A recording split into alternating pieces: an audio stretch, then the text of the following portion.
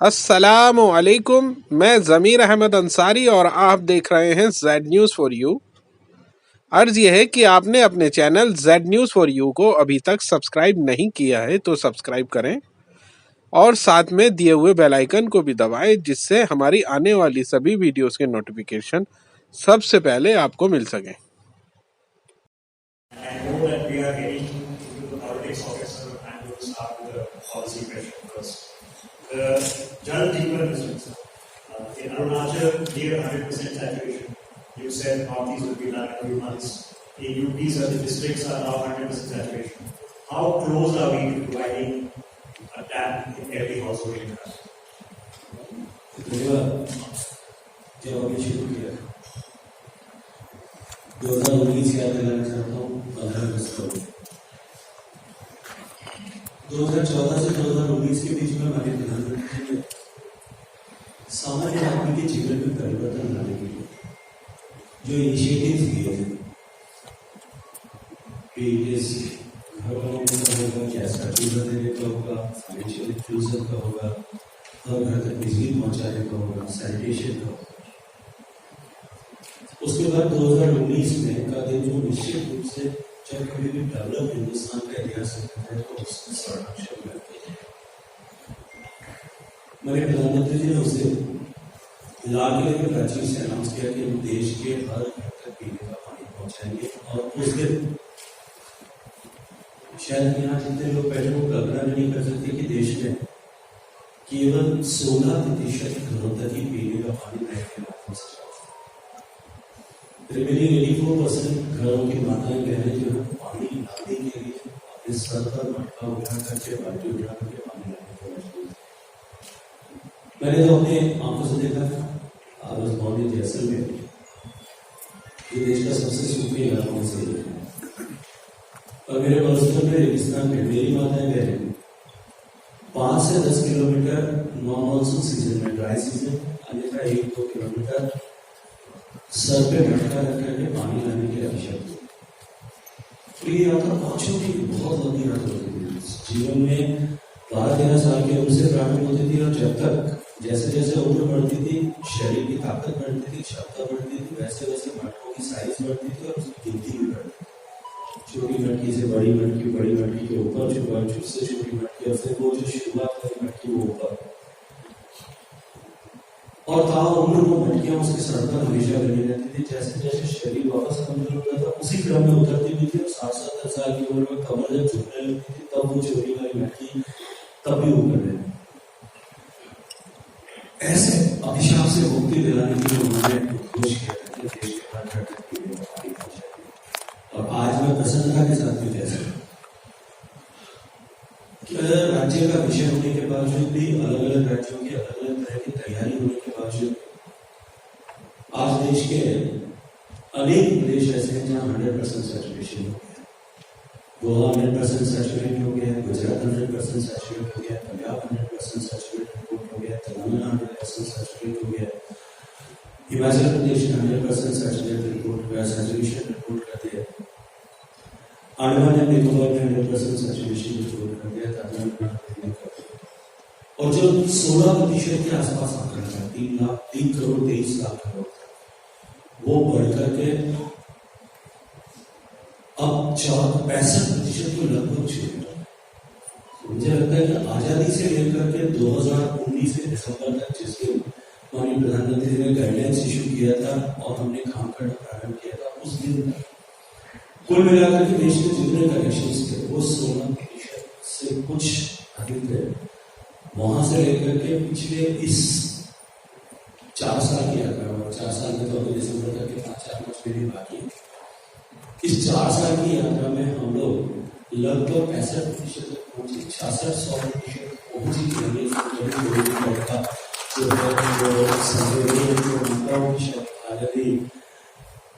का आपकी जिस दिन हम स्वतंत्रता का दिवस मना रहे होंगे उस दिन तक हम 2/3 घरों तक पीने का पानी पहुंचा। जिस गति से काम कर रहे हैं 2024 का लक्ष्य लेकर के हम चलेंगे 100% घरों तक पीने का पानी पहुंचा। कुछ राज्यों में कुछ चुनौतियों को देखते हुए मुझे लगता है कि शायद कहीं थोड़ा बहुत कुछ सरकार कर सकता है लेकिन लगभग हम उस टारगेट को अचीव करने के लिए 2024 के अंत तक उसको अचीव करने में कामयाब हो जाएंगे। It's a big deal, huge deal. I think that deserves a round of applause and I'll get Thank you, Jan, and thank you, Shilabji, आप आए because it's a busy time for you both. I think politically and policy-wise आपके राजस्थान में भी अभी चुनाव आ रहे हैं, लेकिन पॉलिटिक्स और पॉलिसी हमेशा मिक्स होता है। तो पहले मैं आपके घोटाले के बारे में जो पॉलिटिक्स चल रहे हैं उसके बारे में थोड़ा सवाल करना है। अभी दिल्ली में case of water being flooded, Yamuna water का जो आया था, तो आम आदमी पार्टी कह रही है वो आपको ब्लेम कर रही है, आपको और हरियाणा सरकार को फॉर डाइवर्टिंग हल्दीकुंड बराज का पानी आपने दिल्ली में कर दिया। तो उनका कहना है कि ये फ्लड्स मैन मेड थे, नेचुरली थे, नेचर मेड नहीं थे और सर बिल्कुल गलती आप लोगों की है।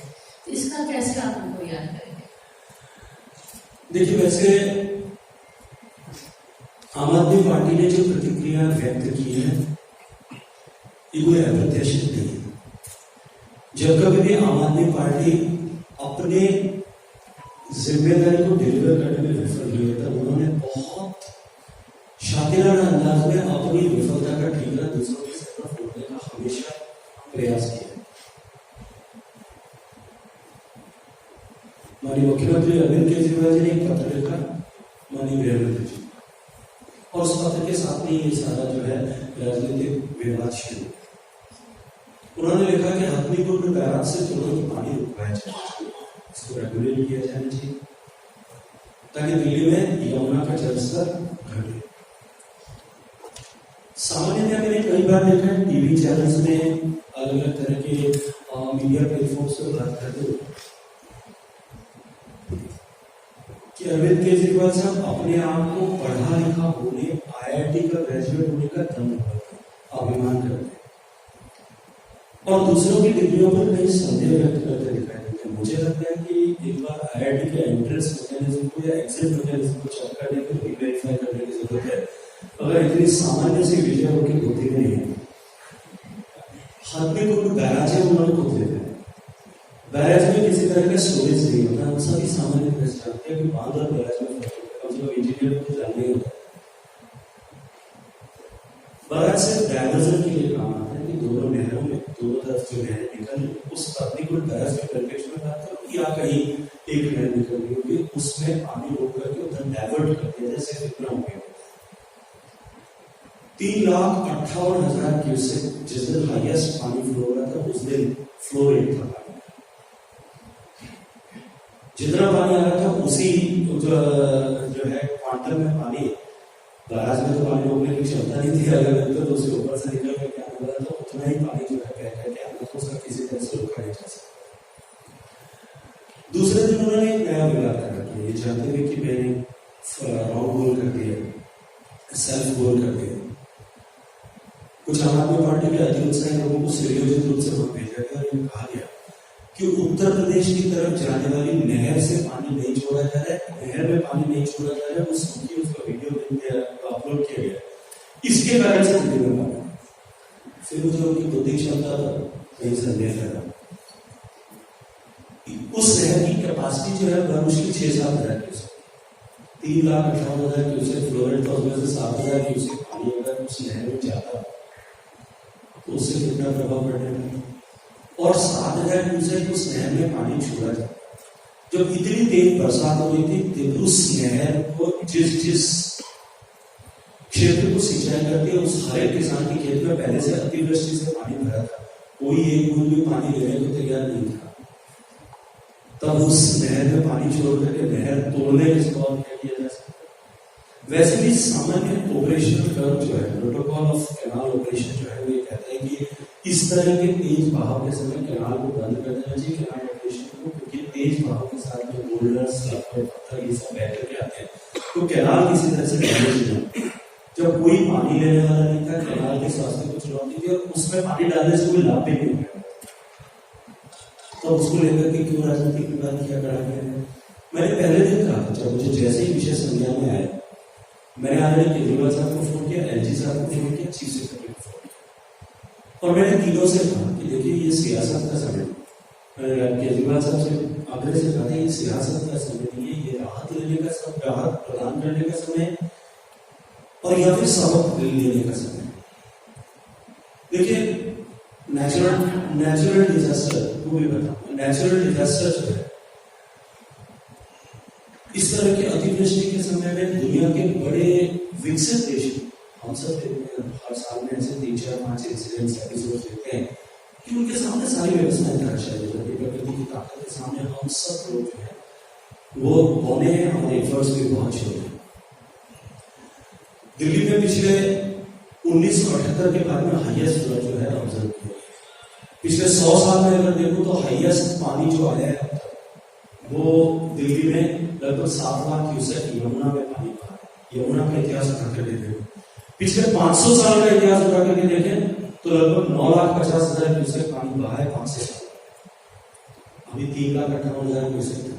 हमको आज ये विषय इस तरह से रखिए कि भविष्य में कभी इतना या इससे ज्यादा पानी आएगा तब हम उसके लिए अपनी दिल्ली को सुरक्षित बनाए रखने के लिए प्रयास किस तरह से करें। मैंने जब उनसे कहा कि ये राहत का समय है, हम सबको मिलकर के प्रयास करना चाहिए, तो मैं ये जिम्मेदारी से कहूंगा कि मैंने कोई भी दुनिया का ऐसे दोहरे चरित्र का उनसे बड़ा रखिए। मोबाइल पर वो बड़े संयमित और मधुर स्वरों में कहते रहिए, बिल्कुल ऐसा कौन सा मिलकर के साथ काम करें। और टीवी पे वो क्या कारगुजारी करते थे वो आप सबने देखा है, मुझे उसके बारे में ज्यादा विस्तार से बात करने की आवश्यकता नहीं। लेकिन मैं इतना कहना चाहता हूँ कि नदी का प्रभाव क्षेत्र जो है अतिक्रमणों के बढ़ते हुए संकुचित है। 2 साल पहले नेशनल ग्रीन ट्राइब्यूनल ने एक आदेश जारी किया था और उन्होंने कहा था कि यमुना के जो फ्लड प्लेन जोन्स है उसमें अभी वर्तमान में पिछले वर्षों में कितना कब्जा है। मैं सामान्य आपकी जानकारी के लिए बताना चाहता हूँ, पिछले 9 साल में लगभग 4 लाख लोगों की आबादी फ्लड प्लेन जोन्स पर जो है बढ़ी है और उसको बढ़ाने की पूरी जिम्मेदारी, उसको बढ़ने देने की पूरी जिम्मेदारी जो है पानी आने की जिम्मेदारी। उन्होंने आंखें बंद रखी थी राजनीतिक महत्वाकांक्षियों की प्राप्ति के लिए, कुर्सी पर बने रहने के लिए, उसके कारण से ये संकट है। दिल्ली सरकार को ओखला ब्रिज के जो गेट निर्माण हुए थे उसको रखरखाव के लिए मेंटेनेंस का पैसा जो हरियाणा सरकार को देना था वो पालने के बावजूद दे रही। इसके कारण से ये चुनौती थी। दिल्ली में ड्रेनेज को, जो दिल्ली में स्टॉर्म वाटर डिस्पोजल पर जिस तरह से काम करने की आवश्यकता है, ये जो भगवान का शुक्र है और हम सब दिल्ली में रहने वाले लोगों की किस्मत अच्छी है कि उन 5-6 दिनों में जब यमुना तांडव कर रही थी अपनी जगह को रिक्लेम करने की बात की कोशिश कर रही थी, उसमें दिल्ली में बरसात नहीं हुई। अगर दिल्ली में बरसात हुई होती और यमुना ने रिजल्ट कर दिया तो अभी तक दिल्ली की हालत और भी भयावह हो गई। हम जो लोग ऊंचाई कर रहे हैं उनके सामने नहीं संकट खड़ा होगा। इसकी तैयारी में पूरी तरह से ये लोग विफल हुए और उससे आगे बढ़ने के जो सूरज इंफ्रास्ट्रक्चर, इस बढ़ी हुई आबादी जो पिछले 9 साल में 50 लाख लोगों की आबादी दिल्ली में बढ़ी है, उसको केटर करने के लिए जिस तरह से तैयारी करनी चाहिए थी उसमें भी ये विफल हुए। नई तो छोड़ दीजिए, जो पुरानी लाइन से उनके रखरखाव, मैं तो दिल्ली सरकार के स्टेटमेंट्स की बात कर रहा हूँ, उनके रखरखाव में भी सरकार विफल हुई, उसके कारण से दिल्ली में सरकार। लेकिन मैं फिर कहूंगा कि ये सबक लेने का समय है, हम सबको मिलकर के किस तरह से आने वाले समय में हम दिल्ली को इस तरह की चुनौतियों से सुरक्षित रख सकें, इसके लिए तैयारी करने की आवश्यकता है। एज ए मीडिया भी मैं आप सबसे कहूँगा कि इस हकीकत को लोगों तक हमको ले जाना चाहिए और दिल्ली के सामने क्यों ये चुनौतियां खड़ी हो रही है, जितना दायित्व सरकार का है उतना ही दायित्व आम जनता के, हम इस चुनौती को लेकर अपनी आवाज को मुखर करें, मीडिया के माध्यम से मुखर करें। और मैं न्यूज एज का धन्यवाद करूंगा कि प्रश्न आपने पूछ लिया कि मुझे अपॉर्चुनिटी दी है ताकि मैं दिल्ली वालों के मस्तिष्क के विषय को इग्नाइट कर सकूं। क्योंकि इट विल रेन अगेन, बारिश इससे होगी। I will request anybody in the audience who has questions, please raise your hands. Microphone will come to you. Can you get a question? Microphone to Karthiki also, please. Anybody else, please raise your hands. Microphone will come to you. There's a microphone, a second microphone. Yes. Akash ji, quickly. विजय मेरा नाम आकाश जिंदल है। मोदी साहब के नेतृत्व में आपकी सरकार लगातार रिकॉर्ड बना रही है। फास्टेस्ट जीडीपी ग्रोथ दुनिया में जानते ही, थर्ड बिगेस्ट इकोनॉमी बनने वाले, अमेरिका से लेकर फास्टेस्ट जयका होगी। अब ये सब जयका और तरक्की के बीच में मेरे घर में एक बहस शुरू हो गई। मैं ये कह रहा हूँ कि 2024 में 325 सीट मिली, मेरी पत्नी कहती है 350 सीट मिली। आप बड़े भाई की तरह Okay, हैं। how many हमारे घर के झगड़े का जो है निपटारा कर दीजिए, मैं जीतूंगा, बिल्कुल दीजिए। If we could all answer the questions, I don't know what questions I could India life के जमाने में nothing. क्या आंसर हो? My question is, sir, Haryana से आता हूँ, उसी संदर्भ में सवाल है। सरस्वती रिवर को पुनर्जीवित करने के लिए आपका मंत्रालय क्या कर रहा है, और सर उसमें अगर कर रहे हैं तो उसका क्या रूपरेखा होगी? Okay, any other questions? Okay, can you get the microphone? Ma'am, go ahead. Hello. So, I'm Rahman. I have been fortunate to interact with you in the past as well. And so, just wanted to know, you just spoke about Jal Jeevan Mission, and it is well known that the kind of financial investments made up in this, the efforts made up in this is not just the biggest scheme of India, it is the biggest scheme of the world today.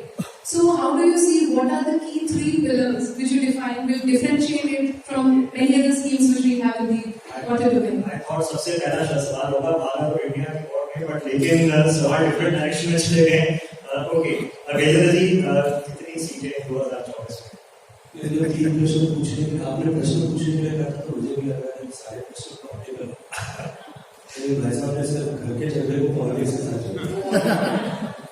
लेकिन दूसरे प्रश्न को देखकर भी मुझे बहुत खुशी हुई कि देश में राजनीति से ऊपर उठ करके बदलते हुए परिदृश्य के बारे में न केवल चिंता करने लगा, विचार करने लगा, चर्चा करने लगा और गंभीरता के साथ में सोचने भी लगा। मैं इसी क्रम में, जिस क्रम में प्रश्न पूछे हैं, तो उसी क्रम में उत्तर देना ठीक होगा। देखिए, घर के झगड़े में सामान्य थे, आप अभी दोनों विवाहित लोग हैं, जितने भी लोग हैं महिलाएं जीती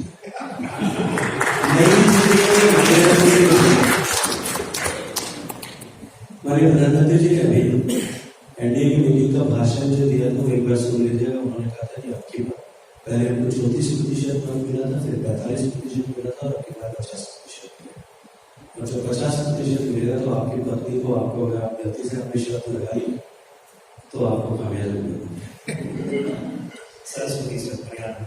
कार्तिक जी ने सरस्वती के बारे में प्रश्न किया। मैं जानता हूँ हरियाणा के लोग इसको लेकर के बहुत गंभीरता के साथ में सोचते हैं। आदि नदी से लेकर के सरस्वती जो नदी का प्रवाह था, जो विलुप्त हो गया, सदियों से सरस्वती धरातल के नीचे बहुत लंबे समय तक रेडियो चैनल्स में पहले ही उसको लेकर के बहुत सारी रिसर्च भी हुई है, बहुत सारे डॉक्यूमेंट पब्लिश हुए, और ये निश्चित कि वो आदि बद्री से लेकर के हरियाणा के रास्ते से बह करके राजस्थान में से होकर के गुजरात में होकर के समुद्र में कॉन्फ्रेंस हो गया। यमुना को, सरस्वती को वापस रिस्टोर कर सके, इसके लिए हरियाणा की सरकार ने बहुत गंभीरता के साथ काम किया। धन्यवाद देना चाहता हूँ माननीय मुख्यमंत्री खट्टर साहब को। चुनौती थी कि उसको सदनीय किस तरह से बनाया जाए, टर्मिनल किस तरह से ताकि वर्ष पर्यंत उसमें पानी बह सके, क्योंकि जितना पानी आता है, जो कुछ भी पानी आता था, वो पानी बहकर तो 40 में से एक बार निकल जाता था, और फिर बाद में समुद्र में मिल जाता। अब बाद में जमीन में रिलीज हो जाती थी, जहाँ तक वो पानी जो है यमुनानगर से आगरा करके समाप्त होता। हरियाणा और हिमाचल प्रदेश सरकार के बीच में भारत सरकार ने मेरे व्यक्तिगत रूप से रुचि लेकर के बिठा करके समझौता किया। हिमाचल प्रदेश में बांध बनने की अनुमति प्रदान की। बांध बनने की दिशा में काम आगे प्रारंभ हो गया। हिमाचल हरियाणा सरकार ने उसके लिए निवेश करने के लिए, उसमें जितना भी खर्च होगा वो हरियाणा की सरकार उठाएगी, इसके लिए सैद्धांतिक सहमति प्रदान की। जैसे बांध बने, सीमित मात्रा में से ही निरंतर प्रवाह जो है वो सरस्वती नदी में जल का होगा। 2 तरह के लाभ हैं। एक तो ये हमारी आस्था का केंद्र है, गंगा, यमुना, सरस्वती, गोदावरी, और ये सब नदियाँ भारत के लोगों के लिए, नर्मदा, गोदावरी, सब भारत के लोगों के लिए अत्यंत महत्वपूर्ण, न केवल धार्मिक आधार पर, अभी तो आर्थिक दृष्टिकोण से। These are the lifelines of the majority of India. आप गंगा की बात करते हैं, उससे धर्म से उस लोगों की दृष्टि से देखते हैं। 40% हिंदुस्तान की आबादी का जीवन उस गंगा पर निर्भर है।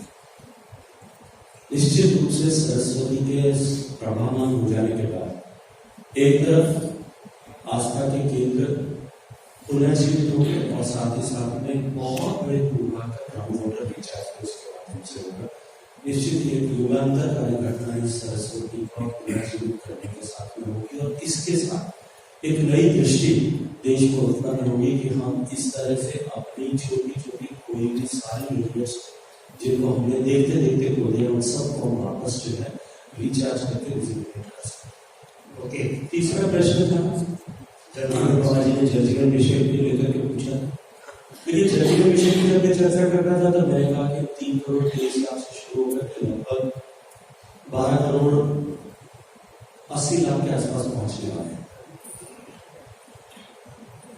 लेकिन हमारे जब जर्जिकल मिशन को कंसीव कर रहे थे उस समय माननीय प्रधानमंत्री जी ने मार्गदर्शन किया कि ये 3 विषय इसके ऊपर प्रमुख होने चाहिए। It should not become the infrastructure creation.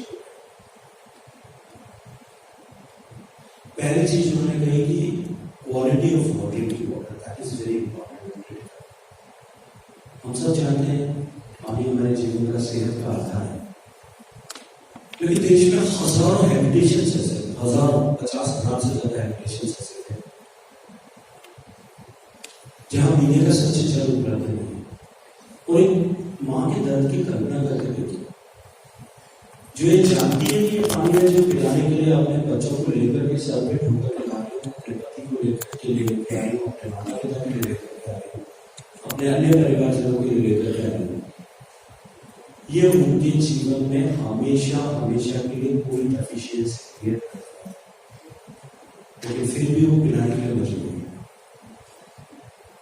और देश में जिस तरह की व्यवस्था है, आज अगर मैं आपसे प्रश्न करूं कि आपको अपना ब्लड टेस्ट काम करना है, आपको किसी पर्टिकुलर टेस्ट के लिए करना, मुझे लगता है जैसे मैं कहूँगा वैसे ही आपके दिमाग में मान जाएगा कि आपको कहाँ जाकर के संपर्क करना है, नियरेस्ट लेबोरेटरी क्या होगी, किसको टेलीफोन करने से सैंपल लिया जा सकता है, पैथलैब कहाँ पे नियरेस्ट पैथलैब होगा, किस हॉस्पिटल में, आपको एक क्षण भी सोचने की जरूरत नहीं पड़ेगी।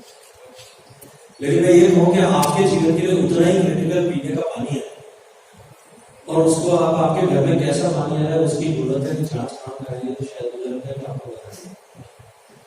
हमारे प्रधानमंत्री जी ने कहा कि गुणवत्ता पहली महत्व है। हमने 2078 देश में ऐसी NABL एक्रेडिटेड लेबोरेटरीज बनाने की दिशा में काम कर रहा है। देश के हर जिले में लेबोरेटरी हो, एक्रेडिटेड लेबोरेटरी हमने बनाई, जो पहले से बनी हुई थी उनको एक्रेडिटेड कराया। देखिए, कोविड के समय में आप सबको याद होगा जब कोविड प्रारंभ हुआ था तो कोविड की जांच हो सके ऐसी केवल एक लेबोरेटरी हिंदुस्तान में थी, national institute of virology Pune. वहां से लेकर के हमने कुछ ही महीनों में पूरे देश में एक तंत्र खड़ा किया। लेकिन उस तंत्र की खूबसूरती है कि आप चाहे कहीं भी टेस्ट कराइए, रिपोर्ट एक ही जगह से जाए कोविड प्लेटफॉर्म का। हमने जहां के भी टीका लगाया अल्टीमेटली वहां सर्टिफिकेट एक ही जगह से। हमने उससे सीखा। This is one of the government approach which Prime Minister always refers to. हमने उससे सीखा एंड सीख करके हमने इसी तरह का प्लेटफॉर्म क्रिएट किया जहां एक रिपोजिटरी हो जहां से सारी टेस्ट की रिपोर्ट आए। डिस्ट्रिक्ट में लेकर के बाद में हम जो है ब्लॉक्स पर लेकर उसको, लेकिन मैं जानता था कि कोई भी महिला गाँव में जिसके घर में पानी आता है वो पानी लेकर के कस्बे में आकर के या शहर में आकर के जिले हेडक्वार्टर पे आकर टेस्ट करेगा। हालांकि हमने टेस्ट की कीमत को एक फिक्स कर दिया पूरे देश भर में, एडवर्टाइज किया, तो मुझे पता था कि कोई नहीं आएगा। तब हमने अपने युवाओं को एक चैलेंज फ्लोट किया कि ऐसी हैंडहेल्ड एक डिवाइस बना करके दीजिए ताकि गांव में बिना पढ़ी लिखी या कम पढ़ी लिखी महिला भी एक सामान्य ट्रेनिंग के बाद में कम से कम उस पानी की गुणवत्ता को टेस्ट कर सके। युवाओं ने वो हैंडहेल्ड डिवाइस डेवलप करके दिया, हमने उनको इंसेंटिवाइज किया, और मैं आज गर्व से आपके सामने कहता हूँ कि देश में 19 लाख महिलाएं जो 6 लाख गाँव है हिंदुस्तान में उनको हमने ट्रेन किया, और पिछले 1 साल में 1.5 करोड़ से ज्यादा सैंपल्स टेस्ट में जिसकी रिपोर्ट एक जगह से जाती है, और उससे आगे बढ़ करके ह्यूमन इंटरवेंशन में गलती की संभावना रह सकती है। हमने फिर एक चैलेंज अपने स्टार्टअप्स को युवाओं को दिया कि हमको सेंसर बेस्ड डिवाइस बना करके दीजिए, क्योंकि शुरुआत में मैंने देखा दुनिया में कई करी होगी, वहां से रिसोर्स करें, नॉर्डिक कंट्रीज में बात किया, मैंने स्कैंडिनेवियन कंट्रीज में बात किया, मैंने इजराइल में बात की, लेकिन उसकी कीमत इतनी ज्यादा कम की गई कि मुझे लगा कि शायद मैं अपने देश में नहीं कर पाऊंगा जो संसाधन मेरे पास है। मैंने अपने युवाओं पर भरोसा किया, मुझे इस तरह के सेंसर बना करके दीजिए। कोई 200 से ज्यादा युवाओं स्टार्टअप्स में उसमें पार्टिसिपेट किया, हमने 40 पे शॉर्टलिस्ट किया, फर्दर 20 पे टेंडर डाउन किया, 4 में फाइनल प्रोडक्ट बना करके दिया, हमने उनको टेस्ट किया। अभी बहुत सारे ऐसे सेंसर बेस्ड डिवाइसेस जिनको हमने 1 साल तक देश के अलग अलग कोडों में टेस्ट किया। हजारों ऐसी स्कीम्स हैं जिनमें सेंसर बेस्ड डिवाइस है जो क्वालिटी और क्वांटिटी को रियल टाइम में मॉनिटर करके आपको दे रहे हैं, क्योंकि पीने के पानी की गुणवत्ता सबसे इंपॉर्टेंट विषय है। और हमारे यहाँ कोई इस तरह की व्यवस्था न होने के कारण से आप और हम भी सब अपने घर में आरओ लगाने के लिए या कोई ना कोई फिल्टर सिस्टम लगाने के लिए मजबूर है। लेकिन मैं आपसे एक प्रश्न पूछता हूँ, आपके घर में आरओ लगा है, आपने उसका अच्छा एडवर्टाइजमेंट देख करके, कंपनी का अच्छा ब्रांडिंग देख करके आरओ लगा है, लेकिन उसका पानी कैसा आ रहा है, वेदर उसको कोई मिस्टेक है कि नहीं, वो ठीक से डिलीवर कर रहा है कि नहीं, ये जानने का आपके पास क्या हुआ है? उससे आगे बढ़ करके 6 महीने बाद एएमसी वाला आया, उसने फिल्टर कार्टन लगाया, डायरेक्ट कर दिया। आप बड़ी खुश हैं कि आपके घर में आरओ का पानी आया क्योंकि एडवर्टाइजमेंट किसी ने किया है, अच्छे बड़े आदमी, और लेकिन वो पानी कैसा आ रहा है उसको आप जो है कोई किसी तरह से आप जांच भी नहीं सकते, सिर्फ विश्वास पे आप काम करते। मैं आज आपको जिम्मेदारी से कह रहा हूँ जिस रास्ते पर हम आगे बढ़े, और जितने कम कीमत के वाटर टेस्टिंग डिवाइसेस आ गए, आने वाले समय में आप सबके घर में होंगे, और आप सबके घर में से आप सब गाय बनाए कभी अपने घर में पीने का पानी को टेस्ट कर सकते, उससे व्यवस्था पर विश्वास जनरेट होगा, और हम आरओ से जो पानी का वेस्ट होता है इससे मुक्ति होगी। दूसरा वर्टिकल था कि हम क्वालिटी के पानी की क्वांटिटी को अच्छी हर घर तक एक समुचित मात्रा में पानी दें। 55 लीटर कम से कम एक व्यक्ति की आवश्यकता है। बहुत सारे सामाजिक ऑर्गेनाइजेशंस को मिला करके हमने उनसे बैठा करके आवश्यकताओं के देश भर की तय करके यह आंकड़ा हमने तय किया। हम इंश्योर करेंगे कि हर घर तक जहां हमने स्कीम किया है वहां 55 लीटर प्रतिदिन प्रति व्यक्ति पानी पहुंचे। और तीसरा इक्विटेबल डिस्ट्रीब्यूशन के बारे में तीसरा विषय था कि नियमित चाहिए। ये 3 पिलर्स की हमने क्रिएट किए थे, और मैं गर्व के साथ में कह सकता हूँ अभी जो हमने हर साल हम जो है ड्रिंकिंग वाटर का जल सर्वेक्षण करते हैं, हमारी अधिकांश 87% प्लस स्कीम्स जो है वो इन तीनों पिलर्स पर बने हैं। मैं बता सकता हूँ कि कुछ 100 रुपए के मिलते हैं, सेंसर मेड इन इंडिया है, प्रीमियम करते हैं, आप थोड़ा मुट्ठी में पानी डालिए, उसमें आपको पीने मिल जाएगा। It's available online. Okay, more question please raise your hands, microphone आपका maybe get one here, one to the wing commander. Sir, please go ahead. Please introduce yourself. So please. Yes, sir. Honorable Minister से मेरा पहला सवाल है, क्या बहुत दिनों से हमने ये सुनते आ रहे हैं, 1-2 दशक पहले से कि नदियों के जोड़ने की एक परिकल्पना की गई थी। अगर मेन नदियां ना सही तो सहायक नदियां जो ट्रिब्यूटरीज हैं उनको जोड़ने की दिशा में क्या काम होगा, उनके क्या प्रोग्रेस है। दूसरा सवाल है राजस्थान की स्पेसिफिक इंदिरा गांधी कैनाल जहां से गुजरती है उसके आसपास के इलाका हरियाली से भरा हुआ। मेरा मानना है कि अगर इस परियोजना को और एक्सटेंड करके मुन्ना और रनअप कच्छ तक ले जाए तो एक खुशहाली का वहां पे पूरा बंदोबस्त हो सकता है। इस दिशा में कितना काम और क्या आगे की पड़ेगी? मुझे लगता है पॉलिटिकल क्वेश्चन भी आपको छोड़ने पड़ेंगे, आज क्वेश्चन पूछेगा ओके धन्यवाद मंत्री महोदय। मेरा क्वेश्चन ये है, जैसे कि अभी मेरे फ्रेंड ने बोला कि नदियों को और जितने वाटर रिसोर्सेज को जोड़ने की जो बात चल रही है वो बड़ी पुरानी हो चुकी है, पर उस पर कार्यक्रम स्टार्ट हो गया है, ये मैं मानता हूँ। पर सोशल इकोनॉमिक डेवलपमेंट जो होगी, ट्रांसपोर्टेशन, टूरिज्म और जो सिक्योरिटी सिस्टम जो इम्प्रूव होगा, एक तो वो बहुत चीज बड़ी होगी, और दूसरा आपका जिस तरीके से आपने रोड कनेक्टिविटी में सिक्योरिटी का ध्यान रखा है, एयरक्राफ्ट की लैंडिंग और टेक ऑफ का प्रावधान है, इसी तरीके से ये जो इंटर कनेक्टेड जो वाटरवेज होंगे इसमें सिक्योरिटी का बहुत waterways transport tourism sir please. देखिए, मेरा नाम राजीव गुप्ता है। वैसे मैं वाटरवेज के बारे में पूछना चाहता था, पर I think from the prompt that I got I also wanted to ask this कि ये मतलब 350 350 उन्होंने कहा, और मुझे तो उससे भी ज्यादा लगता था, लेकिन ये जो आज बैठक हुआ है इंडिया का, आई थिंक इसकी मैसेजिंग को आप किस तरह देख रहे हैं? बिकॉज मुझे लगता है केजरीवाल जी ने सबसे ज्यादा दिमाग इसी में लगा दिया है। Somebody else trying to be the front. Can I go? Yes, sir. Please, one more question. Please go ahead. So I'm basically a coacher in economic matter. I would ask a question. Indus water treaty के बारे में पूछना चाहता हूँ।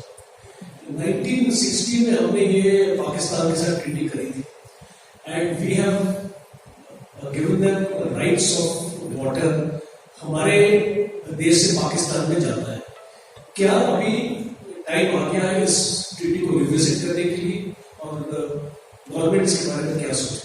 I refer that to the border history. Okay. I know that is Let me take the question. So starting first with joining of rivers and extending the canal to Rajasthan. धन्यवाद।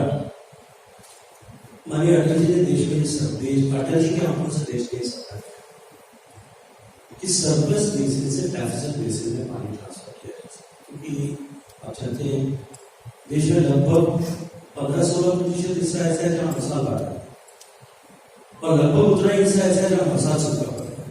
तो देश में इस तरह के तंत्र विकसित हो कि कम पानी जहाँ है उन नदियों में अधिक पानी नदियों में वहां से वो बेसिन से पानी भेजा जा सके। आपने कहा कि बड़ी नदियों को नहीं तो केवल सहायक नदियों को छोड़ना। मुझे लगता है कि नेचर में जुड़ी हुई रिवर्स आकर के छोटी रिवर बड़ी रिवर में ऑटोमेटिकली मिलते जाते हैं। जब अटल जी ने इस पर काम करना शुरू किया उसी समय में सुप्रीम कोर्ट ने भी इस पर आदेश दिया कि नदियों को जोड़ने की दिशा में भारत में काम करना चाहिए। एक कमेटी बनी थी, लेकिन दुर्भाग्य से वो कुछ बड़ा काम कर पाते। उससे पहले सरकार बनी 10 साल तक सरकार जिस तरह से पॉलिसी पैरालिसिस का शिकार थी, उनकी प्राथमिकताएं कुछ और थी देश के अंदर, फिर वहां कुछ नहीं होगा। 2014 में जब माननीय नरेंद्र मोदी जी दोबारा प्रधानमंत्री बने तब उन फाइलों को वापस निकाला 31 ऐसे लिंक देश में आइडेंटिफाई हुए जहां इस तरह की संभावना थी, जिनको बनाने की संभावना थी, जिनसे वाटर ट्रांसफर किया जा सकता। उनकी डीएफआर्स बनी, कुछ डीएफआर्स के स्तर पर ही नॉन वायबल मानकर ही छोड़ दी। लगभग 15-16-17 के डीपीआर्स करते और हमने राज्यों के साथ में शेयर किए कि राज्य आपसी सहमति बनाए, क्योंकि हमारे संविधान की व्यवस्था के अनुरूप जल राज्य की सूची में स्टेट लिस्ट का सब्जेक्ट है और उसके चलते हुए प्राइमा फसाई राज्यों को आपस में समझौता करना और वही सबसे बड़ा जो है अवरोध भी है। लेकिन मैं प्रसन्नता के साथ में एक बात कह सकता कि इसकी शुरुआत देश में हुई। जैसा कि गवर्नर साहब ने अपने प्रश्न के समय में कहा, उनका प्रश्न का सुझाव है कि केरल और बेतवा नदी को जोड़ने के लिए उत्तर प्रदेश और मध्य प्रदेश के पास पिछले 7 साल से डीपीआर बैठे थे। कुल पानी के बंटवारे को लेकर के कहीं कोई विवाद नहीं था। कुल पानी इतना अवेलेबल है, यूपी का हिस्सा इतना होगा, मध्य प्रदेश का हिस्सा इतना होगा, क्योंकि वो सारा तो एक कैचमेंट डिपेंडेंट फार्मूला है कि तहत डेवलप किया है। बांध मध्य प्रदेश में बनना था क्योंकि लोकेशन वहां ठीक थी, लेकिन नॉन मानसून सीजन में यूपी की डिमांड 850 एमसीएम पानी की थी और मध्य प्रदेश कहता था 750। इस 100 एमसीएम का विवाद 7 साल से अलग नहीं था। मैं 3 बार लखनऊ गया, 3 बार भोपाल गया, 6 बार प्रयास करने के बाद में जाकर के अंततः माननीय प्रधानमंत्री जी की मध्यस्थता से दोनों मुख्यमंत्रियों ने समझौता किया। भारत सरकार के साथ ट्राइपार्टाइट एग्रीमेंट हुआ। 45,000 करोड़ रुपए की परियोजना माननीय प्रधानमंत्री जी ने नदी जोड़ने की परियोजना में पहली शुरुआत स्वीकृत की। 90-10 के रेशियो से कि 90% पैसा केंद्र की सरकार देगी, भारत सरकार देगी। माननीय प्रधानमंत्री जी ने बहुत साहसिकता के साथ उसका परिचय दिया। देखिए, ये हिम्मतदार घटना है 2 तरीके से। एक तो ये केवल 2 नदियों का जोड़ना नहीं है, एक नए युग की शुरुआत देश में, और उसके बाद में जिस तरह का उत्साह का वातावरण अन्य प्रदेशों में बनने लगा है, मुझे लगता है कि आने वाले कुछ समय में 4-5 ऐसे लिंक्स जो और बिल्कुल मेच्योरिटी की स्टेज पर उनके काम करने की, उन पर जो है सहमति करने की स्थिति में पहुंच जाए। और दूसरा, ये जो केरल और बेतवा नदियों को जोड़ने का लाभ किसे हो? बुंदेलखंड, उत्तर प्रदेश का बुंदेलखंड रीजन भी और मध्य प्रदेश का, सारे बुंदेलखंड रीजन की जगह है। आप में से कितने लोग कभी बुंदेलखंड जाने का काम करा? बुंदेलखंड में जब माननीय प्रधानमंत्री जी ने जल जीवन मिशन शुरू किया तब उसके शिलान्यास के लिए मांग किया।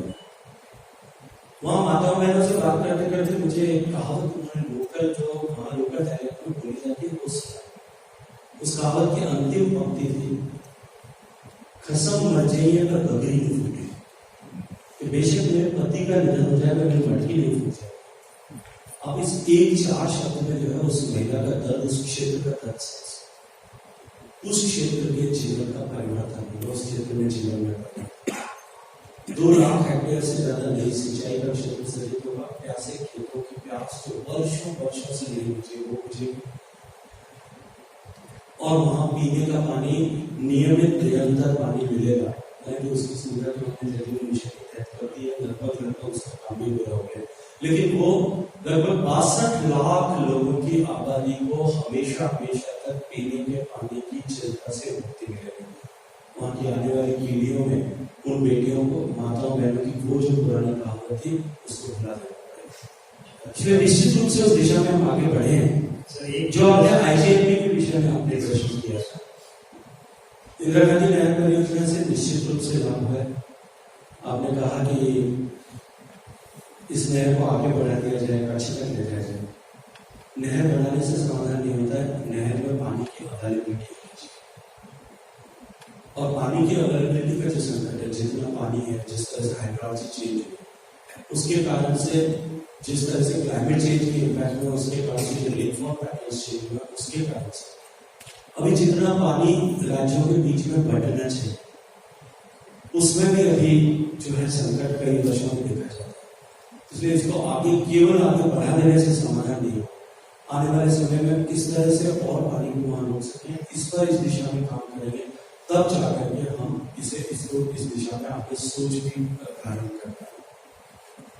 इंडस वाटर ट्रीटी के बारे में बात की, ये मैं सिर्फ इतना कहना चाहूँ कि 1960 के दशक में जो इंडस वाटर ट्रीटी हुई,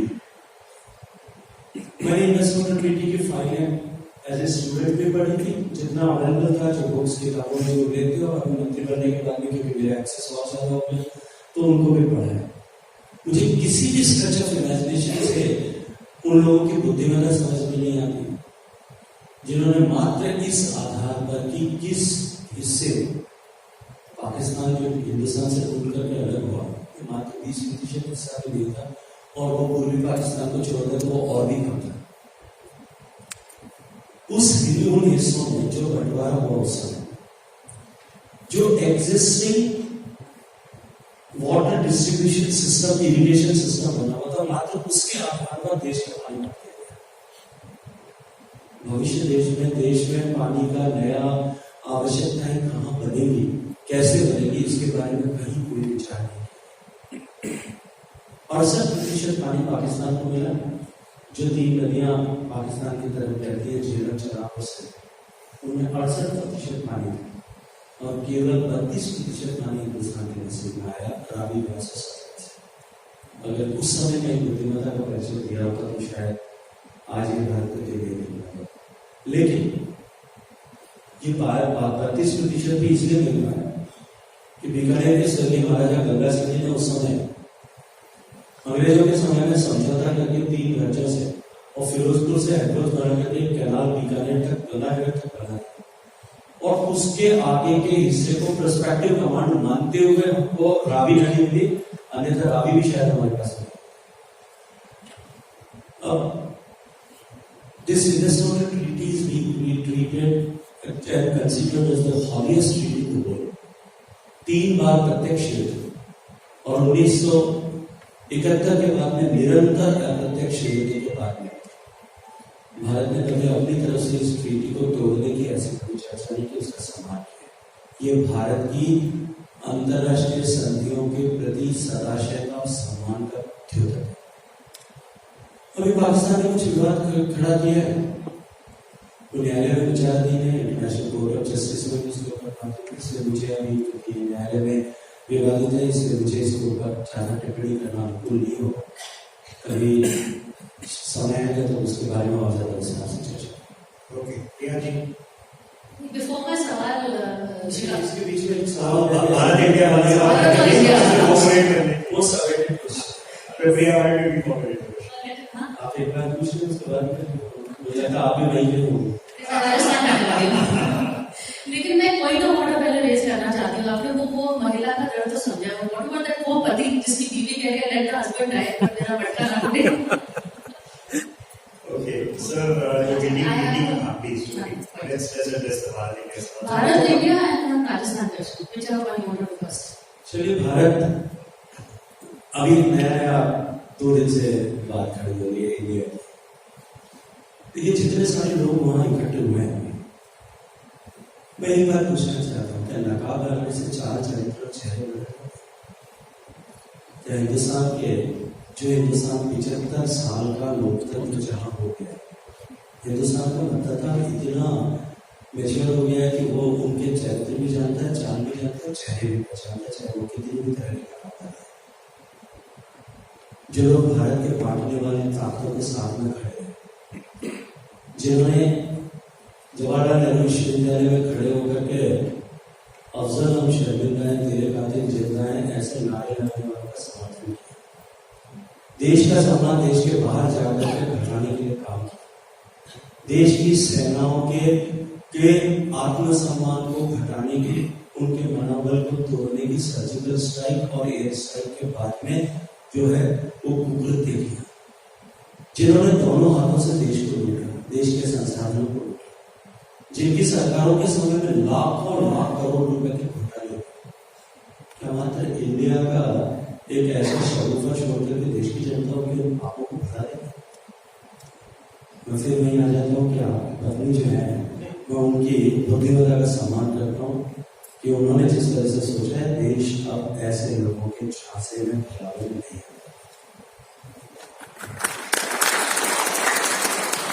लेकिन एक तरह से रिएक्शन तो आया है फ्रॉम योर गवर्नमेंट साइड, क्योंकि lot of ministers have stopped using the name India. अब कहते हैं हम अगर मंत्री हैं तो भारत के हैं, इंडिया के नहीं है, तो थोड़ा सा बैकफुट में तो हुआ है। मुझे बिल्कुल भी नहीं लगता। हमारे दिल में भारत के प्रति जितना सम्मान है, इंडिया के प्रति उतना ही सम्मान है, हिंदुस्तान के प्रति उतना ही सम्मान है। मुझे लगता है कि इसमें तो कहीं किसी को सोचने की आवश्यकता है। केवल कुछ लोग मिलकर के, जिनके इतिहास पूरा देश जानता है, वो किसी तरह से जोड़ तोड़ करके अपना नाम इंडिया के साथ में जोड़ना चाहते हैं। उनके दिल में कितना इंडिया है, एक बार उसको देखने की आवश्यकता है। उन्होंने भारत के हितों के साथ में कब कितनी बार समझौते किए, कैसे समझौते किए, इसको देश अच्छी तरह से जानता भी है, और न जानता हो तो उसको जनाने की जिम्मेदारी आपकी और मेरी साथ है। लेकिन शिकागो जी, खड़गे जी कह रहे हैं कि देखिए हमें प्रधानमंत्री के पद में कोई दिलचस्पी नहीं है, हम तो सिर्फ मोदी जी को हटाना चाहते हैं, हम और लोगों को आगे बढ़ाना चाहते हैं। ऐसा क्यों कह रहे हो? प्रधानमंत्री का पद भी वो कह रहे हो। मैं जब स्कूल में पढ़ता था, पंचतंत्र की कथा पढ़ी थी, उसमें खट्टे अंगूरों की कथा है। इंटरनेट में मिलता था जो विषय नहीं है, उस विषय की न तो चर्चा करने की आवश्यकता नहीं चाहता। मेरे गांव में एक लड़का था, छोटा था, तो वो कहता था कि मेरे कुछ भी कर लूंगा तो हेमा मालिनी से शादी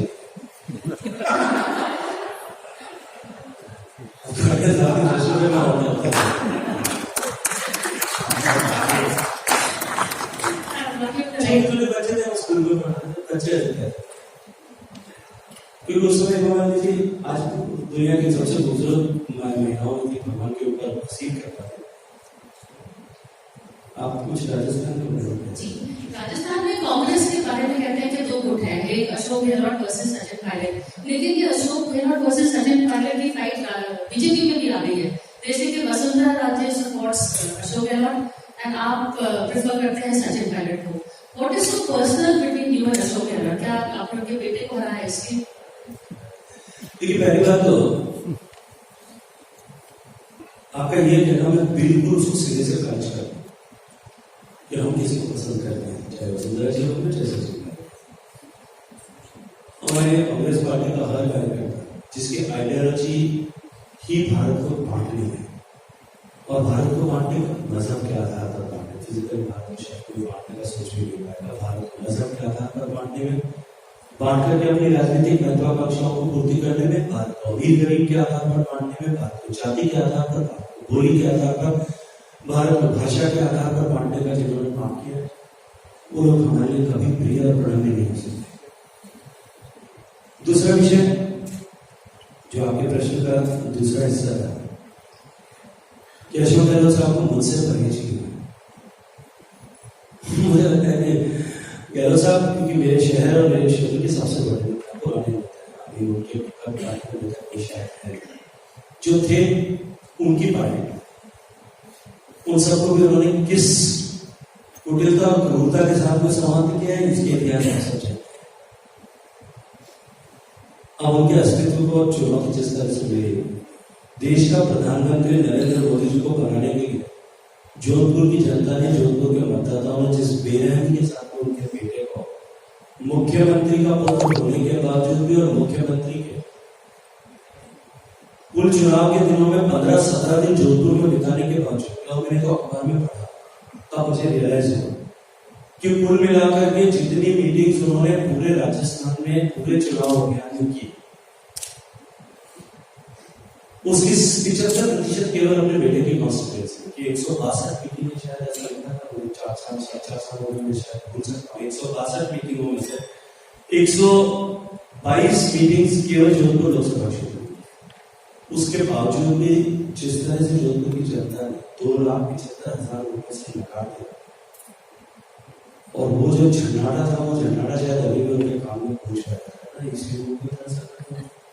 Did you force Sachin Parikh and try to break the office? शायद उस वजह से भी थोड़ा आपसे गुस्सा है। मैं आपसे एक बात कहूँ और जिम्मेदारी से कहता हूँ, मेरी सचिन पायलट जी से आज तक 2 बार व्यक्तिगत मुलाकात है, और दोनों बार 2018 का विधानसभा चुनाव की इस संयोजन की जिम्मेदारी पार्टी ने मुझे, तत्कालीन राष्ट्रीय अध्यक्ष वर्तमान में गृह मंत्री आदरणीय अमित शाह जी और प्रधानमंत्री जी दोनों ने मुझे ये सौभाग्य का अवसर दिया। और उस समय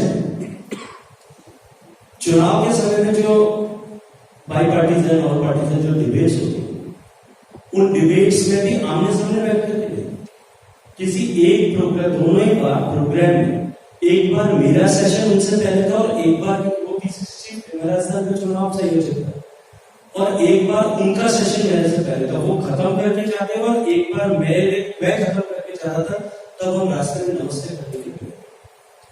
इसके अलावा आज दिन तक कभी सचिन पायलट साहब से मेरी टेलीफोन पर रौना में, ये तो माननीय मुख्यमंत्री जी जादू है, अपने आप को जादू कहना में पसंद करते हैं, और जादू से कितनी तरह के राजनीतिक जादू पैदा करते हैं, उसको राजस्थान के लोग बहुत अच्छी तरह से जानते हैं। आप सभी जोधपुर से आए हैं, वहाँ पर हाल ही में पिछले 24 घंटे में हत्याकांड हुए हैं, राजस्थान में भी हत्याकांड हुए हैं, इन्होंने हत्याकांड, ये लॉ एंड ऑर्डर का इशू है या इंसिडेंट है या आप now as a political administrative issues?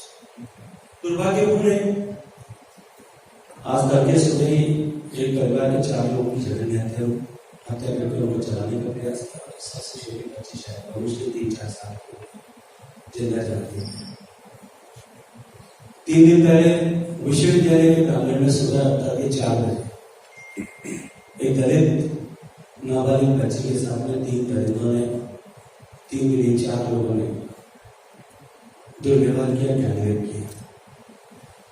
उससे 2 दिन पहले, ये सिर्फ जोधपुर की बात है, पूरे राजस्थान की बात करूंगा तो शायद हरिकथा, हरिअनंत, हरिकथा अनंत जितनी लंबी हो। उससे 3 दिन पहले घटना होती थी जोधपुर में, एक स्कूल के, निजी स्कूल में पढ़ने वाली 7 साल के बच्चे के साथ में 3-4 बार उसका पुलिस स्टेशन किया। ऐसी अनेक घटनाएं, हत्याओं की घटनाएं, गैंगरेप की घटनाएं, बलात्कार की घटनाएं अभी राजस्थान में समाचार की सुर्खियां नहीं होती, क्योंकि पिछले 4.5 साल में ये सरकार जिसका केवल और केवल ध्यान कुछ लोगों का कुर्सी बचाने में और कुछ का कुर्सी पाने में, और कुर्सी प्राथमिकता होने के चलते हुए जिस तरह से राजस्थान की सरकार अन्य मोर्चों पर तो विफल हुई, भ्रष्टाचार राजस्थान में उत्कर्ष पर पहुंचा, उत्कर्ष पर पहुंचे, लेकिन उसके साथ साथ में राजस्थान में अपराधी बेखौफ हो गए। कितनी घटनाएं, थाने से बंदूक के बल पर अपराधी छुड़ाए जाए, पुलिस कस्टडी में लोगों की हत्याएं होनी, खुलेआम गैंगवॉर्स होनी, कई तरह के नए माफिया पैदा होने, राजस्थान देश का रेप कैपिटल बन गया, सबसे ज्यादा बच्चों के प्रति अपराध, छोटी बालिकाओं के प्रति इस तरह के अपराधों की सबसे ज्यादा संख्या वाला प्रदेश बन गया, दलितों के प्रति सबसे ज्यादा अपराध वाला प्रदेश बन गया। आदिवासियों के साथ में, वनवासियों के साथ में, गिरिवासियों के साथ में किस तरह की दुर्व्यवहार की घटनाएं, और इन सबसे ऊपर सारा देश शर्मसार हुआ होगा इस विषय। जिस किसी भी हिंदुस्तान के नागरिक के मन में थोड़ी भी राष्ट्रभक्ति का भाव हुआ होगा, उसकी आंख में से जरूर आंसू आएंगे। तो उसने देखा होगा कि देश के लिए सर्वस्व समर्पण करने वाले, बलिदान करने वाले सेनानी, गौरव सेनानियों की बातियों को उन्हें खास करके और उनको आंदोलन करना पड़ा, उनके साथ किस तरह का दुर्व्यवहार, उनको सर पर घसीटा कर उनके सामने मारती और वो सरकार की पुलिस और सरकार की शैली कर देती। मुझे लगता है कि इस तरह की जो स्थिति राजस्थान में है, राजस्थान की जनता उससे जो है व्यथित है और देश स्तब्ध है। Alright, it's been an important session, sir. I know again 6 months.